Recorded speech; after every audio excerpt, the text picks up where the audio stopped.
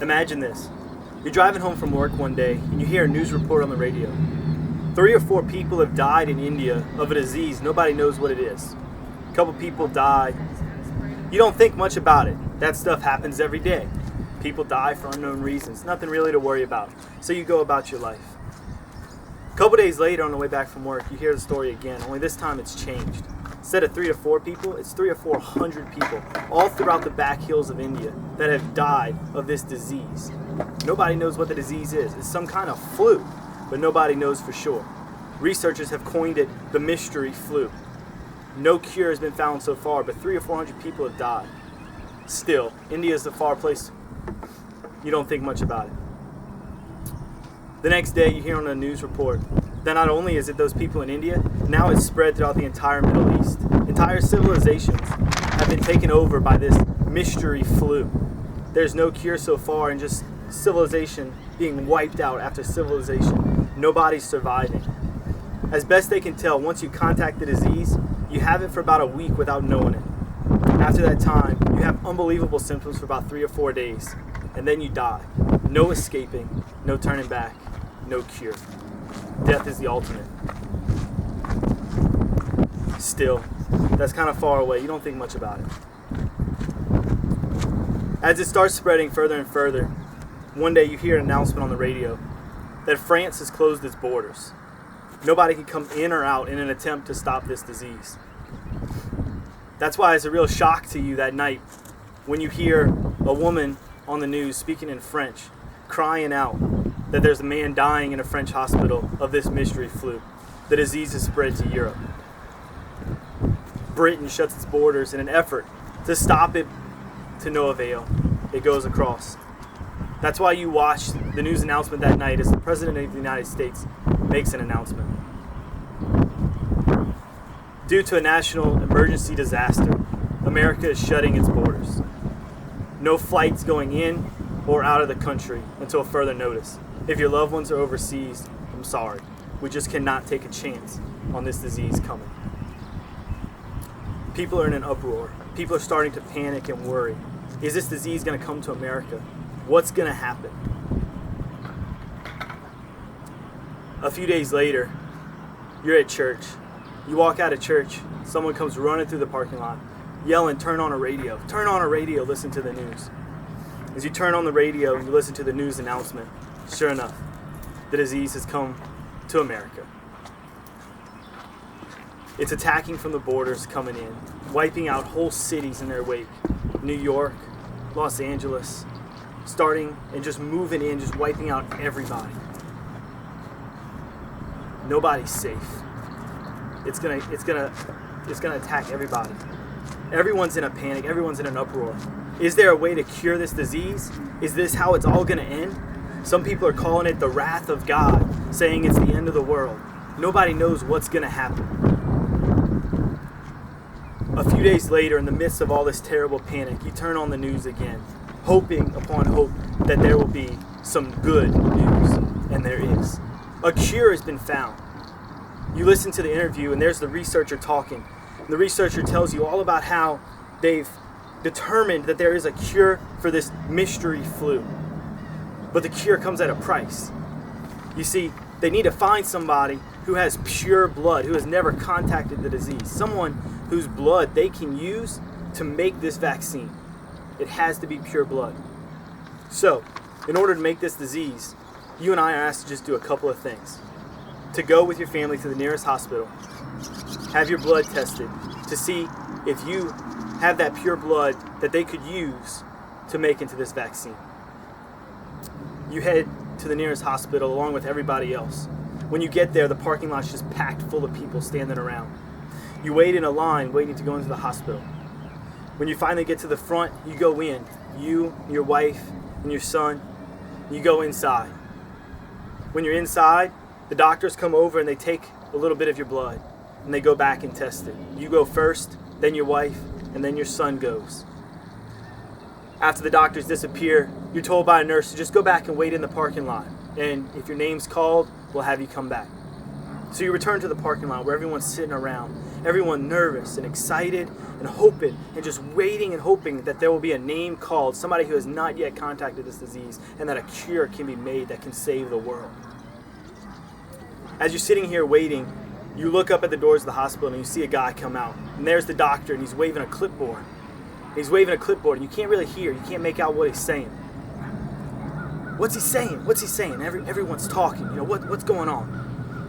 That's when your son just kind of tugs at your shirt. Daddy, Daddy. That's me. That's my name they're calling. That's me. You start walking to the door and the doctors come and grab your son and start to take him away. Hold on, you say. That's my son. That's my only son. You're not going anywhere with him. Tell me what's going on. It's okay. It's okay, sir, says the doctor. It's all right. Your son is pure blood. He's never contacted the disease, and we can use his blood in order to make a vaccine that can save this entire world.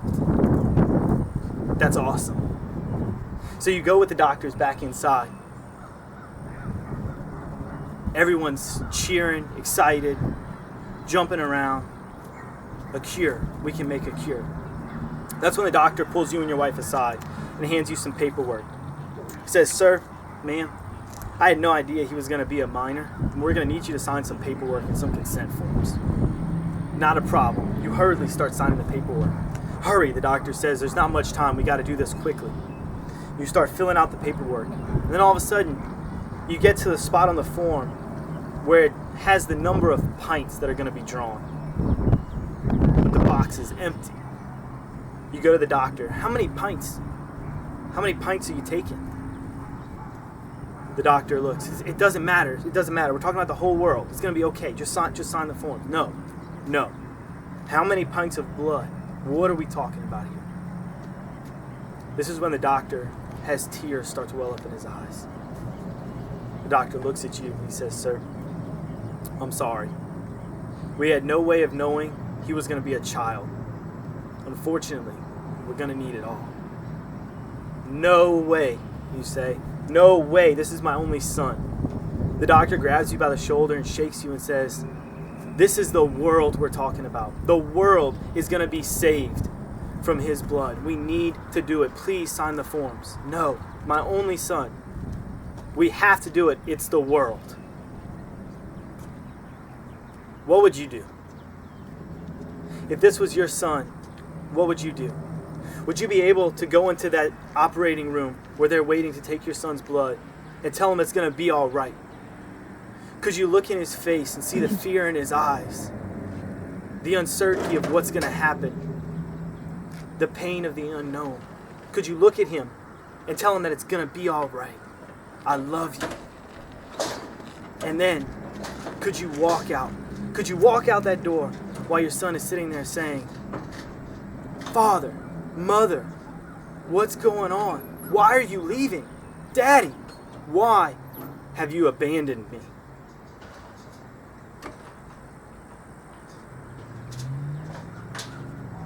A few days later, they hold a memorial service to honor your son. It's a beautiful service held in the middle of Times Square in New York City.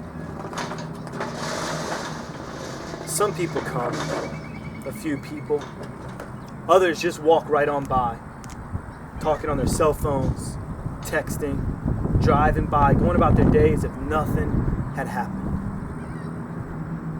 Wouldn't you want to take a minute right there to just stop, to yell out, "Stop! This service that's going on, this memorial, this is to honor my son, the son that gave you your life. Do you understand? The life that you're living right now, the disease that you've been cured of, you were cured of because of my son. Can't you give just a second to honor him?" My friends, perhaps this is how God feels. You see, this story is our story. In the beginning of the world, Adam and Eve were created, perfect, free from sin, in union with God. God walked among them and they had conversations and talked. There was no sin in the world. Then one day, Adam fell asleep at his post. The serpent comes in the garden and tempts Eve. God's not really going to take care of you. God just doesn't want you to be like him. He wants you to be dependent on him. He tricks Eve. So Eve eats the apple, the forbidden fruit. And with that, sin enters the world. You see, sin is the disease. Sin is the disease that takes over the entire world. Due to the sins of Adam and Eve, we've contacted the disease.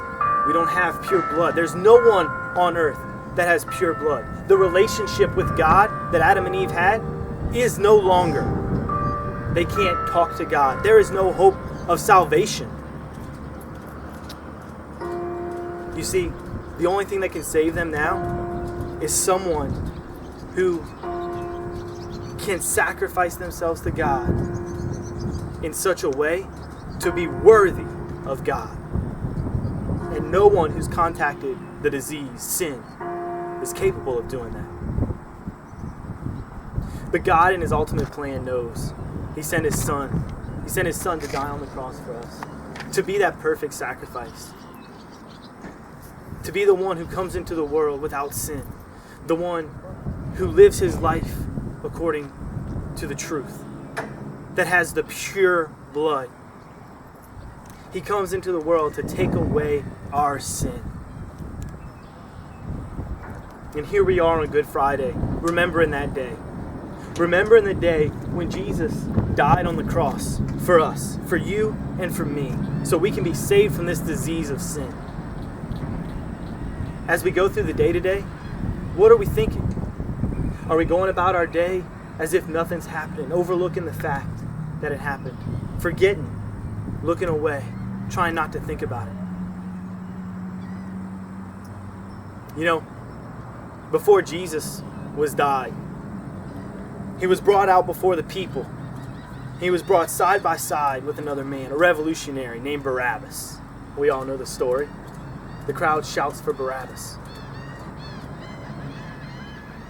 If you look back in tradition, you look back in the Bible, you'll find that Barabbas had a first name. Barabbas' first name was Jesus. So here you had two guys, both named Jesus. Now Barabbas, in the old Jewish time, Bar meant son of. So you had Barabbas, okay? Bar meaning son, Abba, father. So here you had Barabbas, son of the Father. So here, presented before the people, is Jesus the Nazarene, who claims to be the Son of God, and Jesus Barabbas, Jesus, son of the Father. You see, the people were presented with a choice. They were presented with two different Jesuses, two different Messiahs. You see, Barabbas was a revolutionary. He was who the people thought of was going to be their savior, their Messiah. He was going to save them from the oppression that they were in. Two Jesuses, two Messiahs. Who did they choose? They chose the fake Messiah. Why? Because Jesus, the Nazarene, the Christ, didn't live like they thought their Messiah would live. Who is our Messiah today? Is it money? Maybe it's greed. Maybe it's the sin of envy and jealousy. Maybe it's lust and pornography. So many things can be Barabbas to us today. And I want you to think for a second today as you finish out your Good Friday. Are you sitting there screaming, "Crucify him, give us Barabbas"? Or do you choose the true Savior of the world, Jesus Christ? My friends, let us live this day in true remembrance of who and what we're celebrating today. And let us remember the sacrifice that was made for us and live accordingly. May God bless you, and let us together wait anxiously for Sunday, for the Easter celebration. Lead me to the cross.